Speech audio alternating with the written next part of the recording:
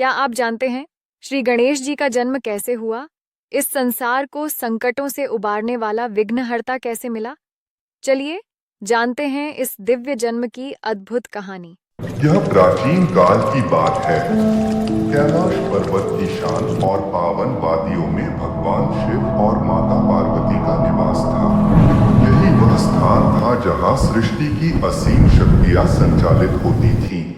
लेकिन एक दिन वहां एक ऐसी लीला घटित हुई जिसने समस्त देवताओं को चौंका दिया और इस ब्रह्मांड को एक नया विघ्नहर्ता मिला। एक दिन माता पार्वती स्नान के लिए जा रही थी, परंतु वह नहीं चाहती थी कि कोई भीतर आए। उनके मन में एक गहरा संकल्प उठा, मैं एक ऐसे पुत्र की कामना करती हूँ जो मेरा सम्मान करे, मेरा सहारा बने और मेरे प्रेम व आशीर्वाद से जन्म ले। उस पावन क्षण में माता पार्वती ने अपने उपटन हल्दी, चंदन और सुगंधित लेप से एक सुंदर बालक की प्रतिमा गढ़ी। वह प्रतिमा इतनी सजीव प्रतीत हो रही थी मानो अभी बोल उठेगी।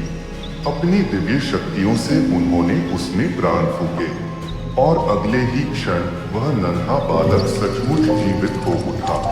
उसकी मासूम मुस्कान ने माता के हृदय को प्रेम और स्नेह से भर दिया। ममता से भरे स्वर में माता ने उसका नाम रखा गणेश। माँ पार्वती ने कहा, बेटा, जब तक मैं न कहूँ किसी को भी भीतर मत आने देना, इस द्वार की रक्षा करना। वह बालक आज्ञाकारी था, शक्ति का पुत्र था, लेकिन उसे यह ज्ञात नहीं था कि उसका सामना स्वयं महादेव से होने वाला है। कुछ समय बाद भगवान शिव वहां पहुंचे। वे भीतर प्रवेश करना चाहते थे, परंतु उस बालक ने उन्हें रोक लिया और कहा, यह मेरी माता का आदेश है। जब तक वह न कहे कोई भीतर नहीं जा सकता। देवताओं और गणों ने उसे समझाने का प्रयास किया, पर वह बालक अपनी बात पर अडिग रहा। आखिरकार भगवान शिव को क्रोध आ गया और उन्होंने अपने त्रिशूल से उस बालक का सिर धड़ से अलग कर दिया। यह देखकर माता पार्वती अत्यंत क्रोधित हो उठी।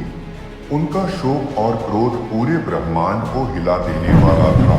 उन्होंने कहा, महादेव, आपने मेरे पुत्र को मार डाला, अब मैं इस संपूर्ण सृष्टि का अंत कर दूंगी। देवताओं में भय व्याप्त हो गया। सृष्टि के विनाश का संकट मंडराने लगा। तब भगवान शिव ने अपने गणों को आदेश दिया, उत्तर दिशा में जो पहला जीव मिले उसका सिर लेकर आओ। गणों को वहां एक महान, शांत और विशाल हाथी मिला। उसका सिर लाया गया और उस बालक के धड़ से जोड़ दिया गया। वह बालक फिर से जीवित हो उठा, एक नए रूप में, गजमुखी, विनायक, गणपति बनकर। भगवान शिव ने कहा, तुम्हें सबसे पहले पूजा जाएगा। तुम विघ्नों को हरने वाले हो, ज्ञान और बुद्धि के अधिपति हो। इस प्रकार हुआ भगवान गणेश का जन्म। एक अद्भुत लीला, एकमात्र प्रेम की अमर कहानी। और आज भी किसी भी शुभ कार्य से पहले सबसे पहले पूजा जाते हैं श्री गणेश।